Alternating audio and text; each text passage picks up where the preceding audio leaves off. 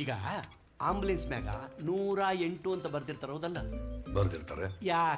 ಯಾಕೆ ಓದಿರೋ ನೀನ್ ಹೇಳ್ಬೇಕು. ಮಾಮ ತೀಟೆ ಮಾಡ್ಬೇಡ, ಹೇಳು ಮಾಮ.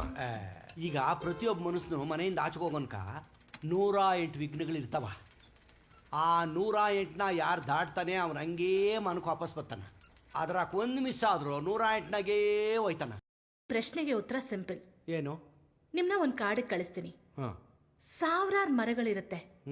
ನಿಮ್ಗೆ ಯಾವ ಮರ ಇಷ್ಟ ಆಗುತ್ತೋ ಅದನ್ನ ಕಟ್ ಮಾಡ್ಕೊಂಡು ಹೋಗಿ ಅಂತ ಹೇಳ್ತೀನಿ. ಯಾವ್ದು ಸೆಲೆಕ್ಟ್ ಮಾಡ್ತೀರಾ? ಮನೆ ವಾಸ್ಕಾಲ್ಕ, ದೇವ್ರ ಮನೆ ವಾಸ್ಕಾಲ್ಕ, ತೊಲೆಕ, ಯಾವ ಮರ ಚೆನ್ನಾಗಿರ್ತದೆ ಉದ್ದಕ್ಕೆ ಊಟವಾಗಿ ಅಂತ ಒಳ್ಳೆ ಮರ ಕಡ್ಕೊಂಬತ್ತೀನಿ. ಹಾಗೆ ದೇವ್ರು ಈ ಭೂಮಿ ಮೇಲೆ ಕೋಟ್ಯಾಂತರ ಜನ ಇದ್ದಾರೆ. ಯಾರನ್ನಾದ್ರೂ ಒಬ್ರನ್ನ ಕರ್ಕೊಂಡು ಹೋಗೋಕೆ ಅಂತ ಬರ್ತಾನೆ. ಯಾರು ತುಂಬಾ ಒಳ್ಳೆಯವ್ರು ಇರ್ತಾರೋ ಅವ್ರನ್ನ ಕರ್ಕೊಂಡು ಹೋಗ್ತಾನೆ.